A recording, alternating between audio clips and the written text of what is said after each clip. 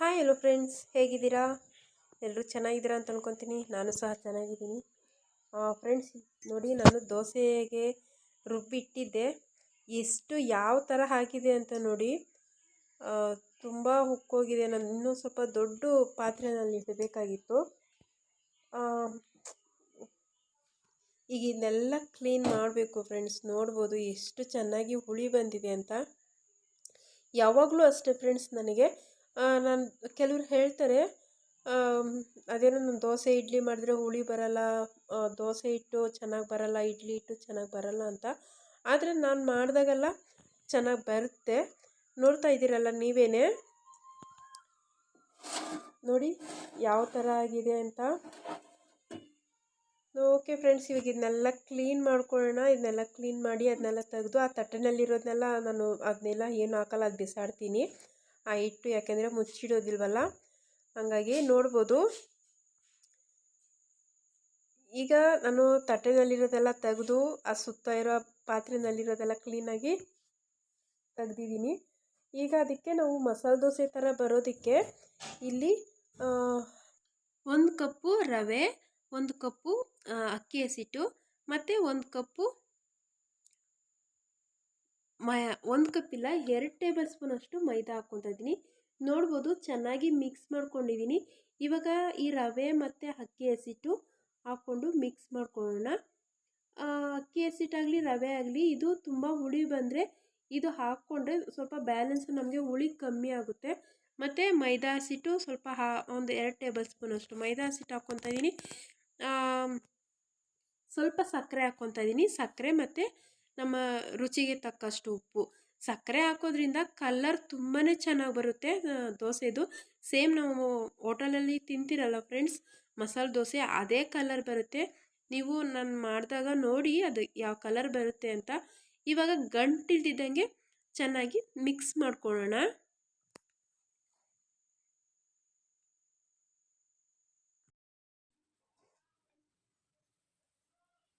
ನೋಡಿ,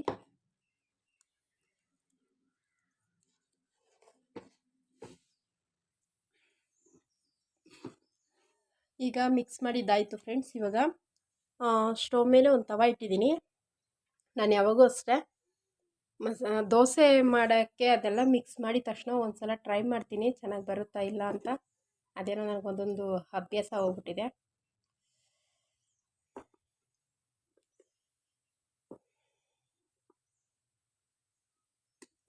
ಇಲ್ಲಿ ಕಾಯ್ತಾ ಇದೆ, ಇವಾಗ ಹಾಕೋಣ ಅದನ್ನ.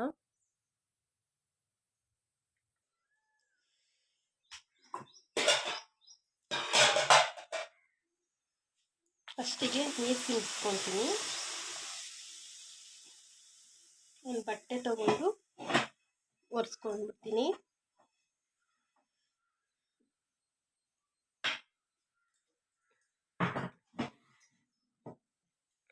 ಇವಾಗ ನೋಡೋಣ.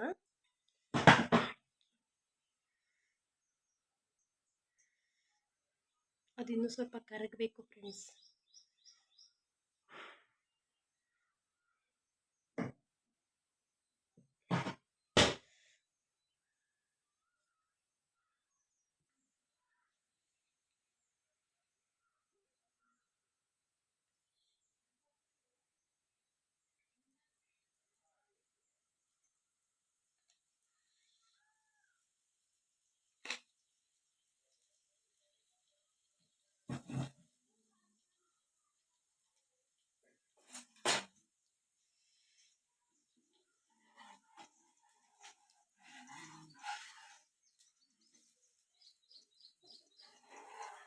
ನೋಡಿ ಫ್ರೆಂಡ್, ಎಷ್ಟು ಚೆನ್ನಾಗಿ ಬರ್ತಾ ಇದೆ ದೋಸೆ. ಕಲರ್ ಅಷ್ಟೇ ಚೆನ್ನಾಗಿ ಬಂದಿದೆ.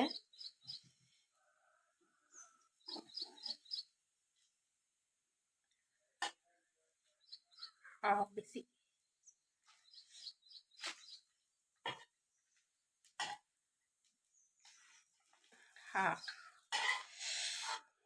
ಫ್ರೆಂಡ್ಸ್, ದೋಸೆ ನೋಡಿ ಎಷ್ಟು ಚೆನ್ನಾಗಿ ಬಂದಿದೆ ಅಂತ.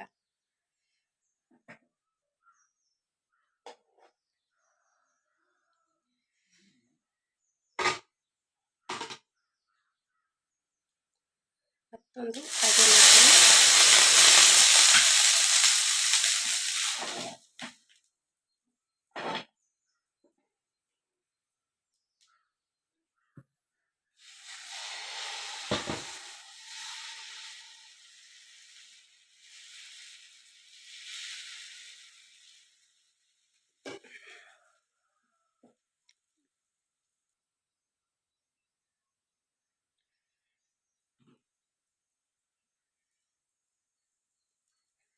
ಆ ರವೆ ಅದು ನಾವು ಏನು ಹಾಕಿದ್ರು ಅಕ್ಕಿ ಹಸಿಟ್ಟು ರವೆ ಮತ್ತು ಮೈದಾ ಹಸಿಟ್ಟು ಅದೆಲ್ಲ ಸ್ವಲ್ಪ ನೆಂದರೆ ಇನ್ನೂ ಚೆನ್ನಾಗಿ ಬರುತ್ತೆ ನೋಡಿ. ಇದೆಲ್ಲ ಹಾಗೆ ಇದೆ ರವೆ ಎಲ್ಲ. ನನಗೆ ಯಾವಾಗಲೂ ಅಷ್ಟೇ, ನಾನು ಇದೆಲ್ಲ ಮಿಕ್ಸ್ ಮಾಡಿದ ತಕ್ಷಣ ದೋಸೆ ಬ್ಯಾಟರ್ ಅದು ಚೆನ್ನಾಗಿ ಬಂದಿದೆಯಾ ಇಲ್ಲ ಅಂತ ನಂಗೆ ಚೆಕ್ ಮಾಡಿಬಿಡ್ಬೇಕು, ಇಲ್ಲಾಂದರೆ ನನಗೆ ಸಮಾಧಾನನೇ ಇರಲ್ಲ. ದೋಸೆ ಅಷ್ಟೊತ್ತಿಗೆ ಅದೇನಾದರೂ ಚೆನ್ನಾಗಿ ಬಂದಿಲ್ಲ ಅಂತಂದರೆ ನಾವು ತವಾನು ಸಹ ಒಂದು ಟ್ರೈ ಮಾಡಿ ನೋಡ್ಬಿಟ್ಟು ಆಮೇಲೆ ತವಾನು ನಾವು ಚೆನ್ನಾಗಿ ಮಾಡ್ಕೊಬೋದಲ್ಲ ದೋಸೆ ಬರೋ ಥರ.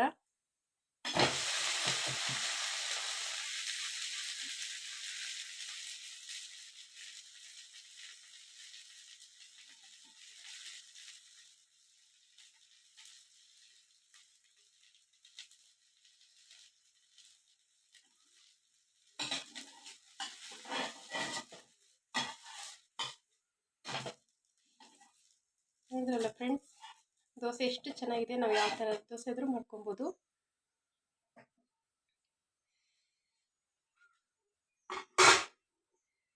ಈಗೊಂದು ನಾರ್ಮಲ್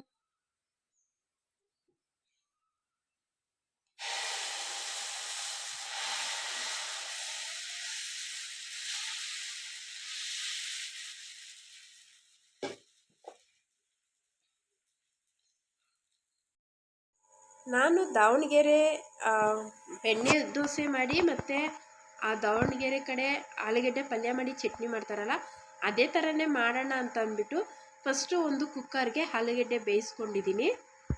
ಅದನ್ನ ಬೇಯಿಸ್ಕೊಂಡು ಒಂದು ಪಾತ್ರೆಗೆ ಬಗ್ಸ್ಕೊಂಡಿದ್ದೀನಿ ನೋಡ್ಬೋದು. ಮತ್ತು ಈರುಳ್ಳಿ ಎಲ್ಲ ಚಿಕ್ಕ ಚಿಕ್ಕದಾಗಿ ಕಟ್ ಮಾಡಿ ಇಟ್ಕೊಂಡಿದ್ದೀನಿ ಫ್ರೆಂಡ್ಸ್, ಉದ್ದುದವಾಗಿ. ನಾನು ಇದೇ ಫಸ್ಟ್ ಟೈಮು ಈ ಥರ ಆಲೂಗಡ್ಡೆ ಪಲ್ಯ ಮಾಡ್ತಾ ಇರೋದು. ನೋಡೋಣ ಯಾವ ಥರ ಬರುತ್ತೆ. ಇದು ದಾವಣಗೆರೆ ಕಡೆ ತುಂಬ ಫೇಮಸ್ ಅಂತ ಕೇಳಿದ್ದೀನಿ, ನಿಮಗೂ ಗೊತ್ತಿರುತ್ತೆ. ಅದೇ ರೀತಿಯೇ ಮಾಡೋಣ ಅಂತಂದ್ಬಿಟ್ಟು ಆಲೂಗಡ್ಡೆ ಬಗ್ಸ್ಕೊಂಡಿದ್ನಲ್ಲ ಅದೇ ನೀರಿಗೇ ಈರುಳ್ಳಿ ಕಟ್ ಮಾಡ್ಕೊಂಡಿರೋಂಥ ಈರುಳ್ಳಿನೂ ಮತ್ತು ಹಸಿಮೆಣ್ಸಿನ್ಕಾಯಿ ಹಾಕ್ಕೊತಾ ಇದ್ದೀನಿ. ಇದನ್ನು ಹಾಕ್ಕೊಂಡು ಸ್ವಲ್ಪ ಬೇಯಿಸ್ಕೊಳ್ತಾ ಇದ್ದೀನಿ ಫಸ್ಟಿಗೆ.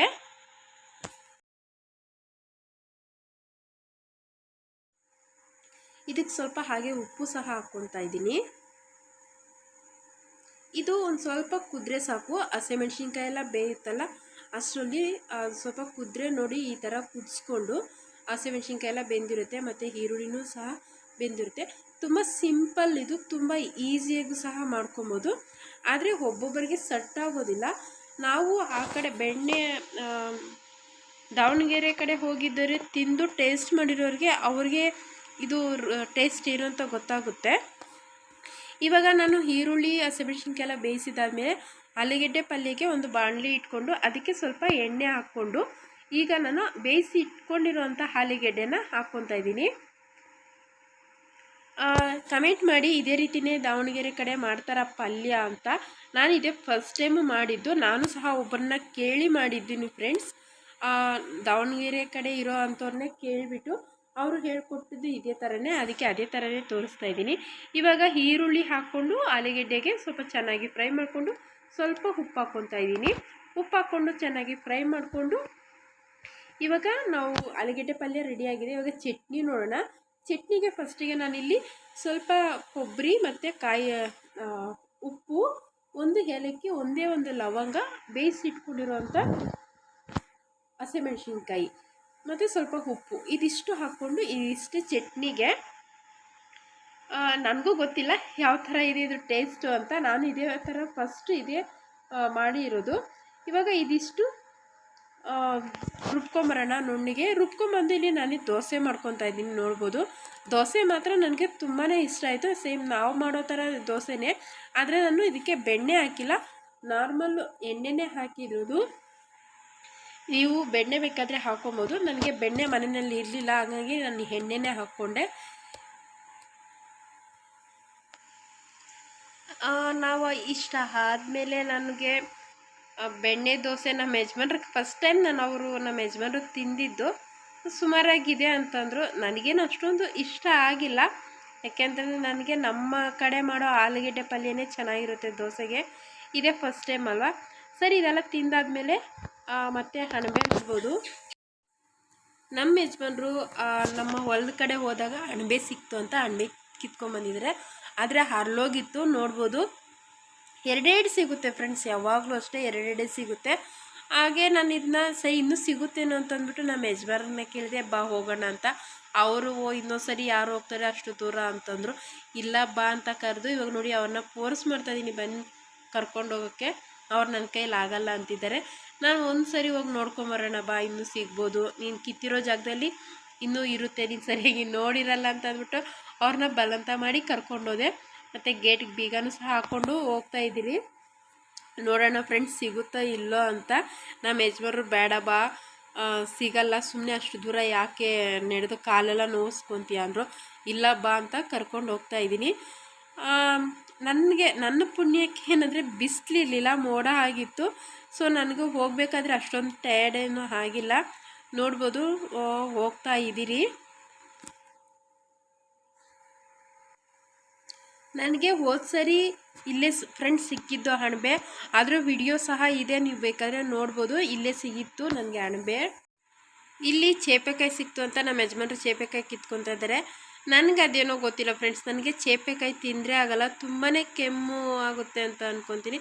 ಮತ್ತು ವಿಪರೀತ ಕೋಲ್ಡ್ ಅಲ್ವಾ, ಕೋಲ್ಡು ನನಗೆ ಆಗಲ್ಲ ಹಾಗಾಗಿ. ಆದರೆ ನಮ್ಮ ಯಜಮಾನ್ರು ಹೇಳ್ತಾಯಿದ್ರು, ನೀನು ಜಾಸ್ತಿ ತಿನ್ನಲ್ಲ ಏನಿಲ್ಲ, ಏನು ಸುಮ್ಮನೆ ಚೇಪೆಕಾಯಿ ಎಲ್ಲ ಯಾರಿಗಾದ್ರೂ ತಿನ್ನೋರ್ಗಾದ್ರೂ ಕೊಡೋಣ, ಕಿತ್ಕೋ, ಇಷ್ಟು ದೂರ ಬಂದಿದ್ದೀರಿ ಅಂತ ಕಿತ್ಕೊತಾ ಇದ್ದೀರಿ. ಮರದ್ದು ತುಂಬ ಇದೆ ಫ್ರೆಂಡ್ಸ್ ಚೇಪೆಕಾಯಿ.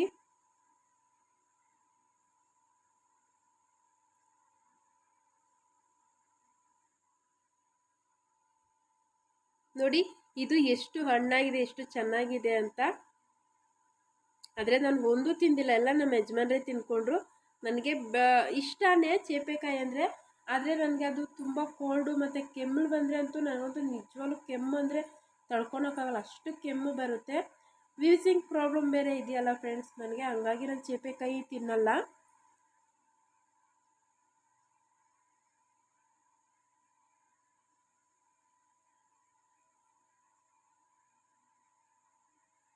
ಇದೆಲ್ಲ ಹಣ್ಣಿದೆ ಕಿತ್ಕೊಂಡು ನಮ್ಮ ಯಜಮಾನ್ರು ಏನಕ್ಕೆ ಇಷ್ಟೊಂದು ಬೇಡಬ್ಬ ಅಂತ. ಒಂದು ವೇಳೆ ಏನಾದರೂ ನಮಗೆ ವರಮಹಾಲಕ್ಷ್ಮಿ ಹಬ್ಬದ ದಿವಸ, ಈ ಗೌರಿ ಗಣೇಶ ಹಬ್ಬದ ದಿವಸ ಏನಾದರೂ ಸಿಕ್ಕಿದ್ರೆ ಎಲ್ಲ ಇಲ್ಲೇ ಬಂದು ಕಿತ್ಕೊಂಡು ಹೋಗ್ಬೋದು, ಅಷ್ಟೊಂದಿದೆ, ಮರದ್ದು ತುಂಬ ಇದೆ ಫ್ರೆಂಡ್ಸ್. ಮತ್ತು ಹಾಗಾಗಿ ಚೇಪೆಕಾಯಿ ಕಿತ್ಕೊಂಡು ಹಾಗೆ ನಾವು ಹೋಗ್ತಾಯಿದ್ರಿ. ಅಣಬೆ ಸಿಕ್ಕಿಲ್ವಲ್ಲ, ಆದರೆ ಈ ಕಡೆ ಎಲ್ಲ ಬಂದು ತುಂಬ ದಿವಸ ಆಗಿತ್ತು. ನಾನು ಆವಾಗ ನಮ್ಮನೇಲಿ ಹಸು ಇತ್ತು, ನಾನು ಆವಾಗ ಹಸುನ ಈ ಕಡೆನೇ ಮೇಯ್ಸೋದಕ್ಕೆ ಅಂತ ಬರ್ತಾಯಿದ್ದೆ. ಆವಾಗ ಈ ಕಡೆ ಎಲ್ಲ ಬರ್ತಾಯಿದ್ದೆ ಫ್ರೆಂಡ್ಸ್. ಇವಾಗ ಸುಮಾರು ಒಂದು 4 ವರ್ಷ ಆಯಿತು ಅಂತ ಅಂದ್ಕೊತೀನಿ ಈ ಕಡೆ ಬಂದು. ಆವಾಗ ಬಂದಿರೋದಕ್ಕೆ ಮತ್ತೆ ನಾನು ಈಗಲೇ ಬಂದಿದ್ದು, ಅಲ್ಲಿವರೆಗೂ ಬಂದೇ ಇರಲಿಲ್ಲ. ನನಗೆ ಈ ಜಾಗ ನೋಡಿ ತುಂಬಾ ಖುಷಿ ಆಗುತ್ತೆ, ಯಾಕಂದರೆ ಅಷ್ಟು ಚೆನ್ನಾಗಿದೆ ಇಲ್ಲಿ ಪ್ಲೇಸು, ಎಷ್ಟು ಹಸಿರಾಗಿ ಎಷ್ಟು ಚೆನ್ನಾಗಿದೆ, ನೀವೇ ನೋಡ್ಬೋದು.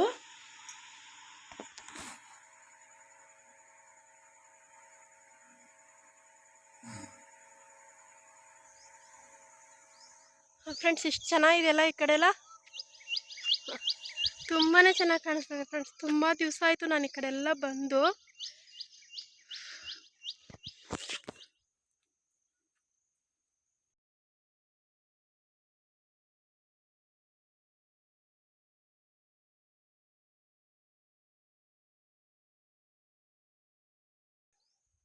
ಮಾತಾಡೋಕ್ಕಾಗ್ತಾ ಇಲ್ಲ ಫ್ರೆಂಡ್ಸ್ ನನ್ನ ಕೈಯಲ್ಲಿ.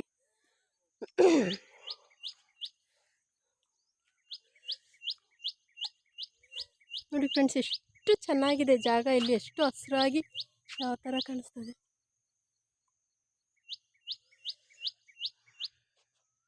ಈ ಕಡೆ ಎಲ್ಲ ನವಿಲುಗಳೆಲ್ಲ ಓಡಾಡುತ್ತೆ ಫ್ರೆಂಡ್ಸ್, ಆದರೆ ಇವತ್ತು ಬಂದಿಲ್ಲ.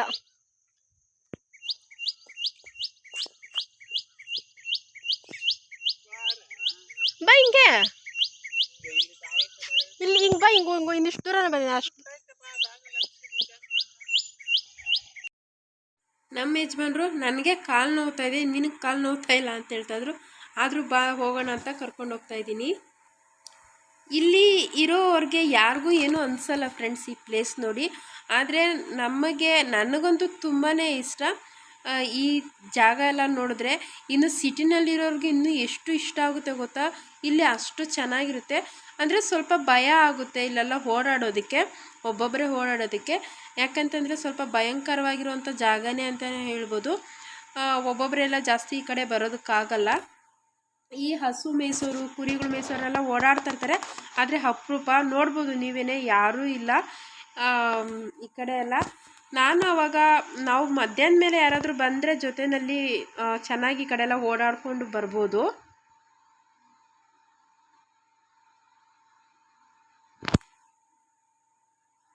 ಹಾಗೆ ಇವಾಗ ಇದೆಲ್ಲ ಒಂದು ರೌಂಡ್ ಹಾಕ್ಕೊಂಡು ಇವಾಗ ನಾವು ಮನೆಗೆ ಹೋಗ್ತಾ ಇದ್ದೀರಿ ವಾಪಸ್ಸು. ಫ್ರೆಂಡ್ಸ್, ಈ ಜಾಗ, ಈ ಪ್ಲೇಸು ನಿಮ್ಗೇನಾದರೂ ಇಷ್ಟ ಆದರೆ ಪ್ಲೀಸ್ ಕಮೆಂಟ್ ಮಾಡಿ ಹೇಗಿದೆ ಅಂತ ಹೇಳಿ.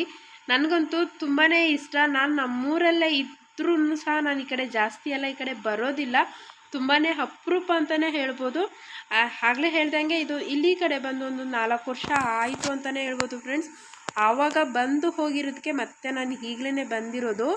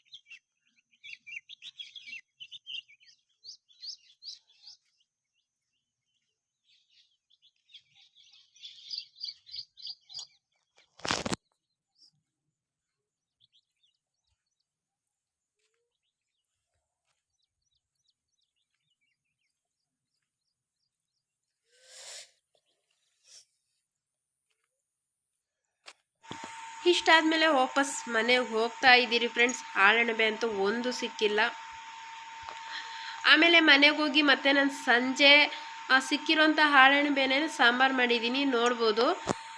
ನಾನಿಲ್ಲಿ ಫಸ್ಟಿಗೆ ಒಂದು ಬಾಣಲೆ ಇಟ್ಕೊಂಡು ಅದಕ್ಕೆ ಸಾಂಬಾರು ಈರುಳ್ಳಿ ಬರುತ್ತಲ್ಲ ಚಿಕ್ಕ ಚಿಕ್ಕದು, ಅದನ್ನ ಈ ಥರ ಕಟ್ ಮಾಡಿ ಇಟ್ಕೊಂಡಿದ್ದೀನಿ. ಮತ್ತು ಒಂದು ಗೆಡ್ಡೆ ಬೆಳ್ಳುಳ್ಳಿ, ಹಸಿಮೆಣ್ಸಿನ್ಕಾಯಿ, ಟೊಮೊಟೊ, ಕೊತ್ತಂಬರಿ ಸೊಪ್ಪು ಇದಿಷ್ಟು ಕಟ್ ಮಾಡಿಕೊಂಡು ಇದಿಷ್ಟರಲ್ಲೇ ಗ್ರೇವಿ ಮಾಡೋಣ ಅಂತ. ಇದಕ್ಕೆ ಯಾವುದೇ ರೀತಿ ಮಸಾಲೆ ಏನೂ ರುಬ್ಬಲ್ಲ. ನಮ್ಮ ಹಳ್ಳಿಗಳ ಕಡೆ ಇದೇ ರೀತಿಯೇ ಫ್ರೆಂಡ್ಸ್ ಮಾಡೋದು, ತುಂಬಾ ಚೆನ್ನಾಗಿರುತ್ತೆ. ತುಂಬ ಮಸಾಲೆಗಳೆಲ್ಲ ರುಬ್ಬಿ ಮಾಡಿದ್ರೆ ಚೆನ್ನಾಗಿರಲ್ಲ,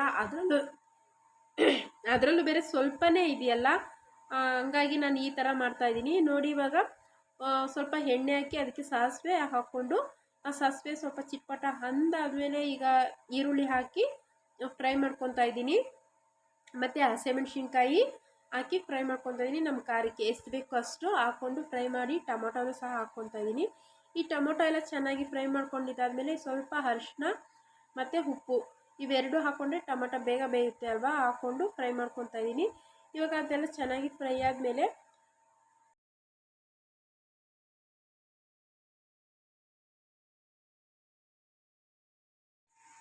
ಒಂದು ಅರ್ಧ ಸ್ಪೂನಷ್ಟು ಧನಿಯಾ ಪುಡಿ ಹಾಕ್ಕೊತಾ ಇದ್ದೀನಿ.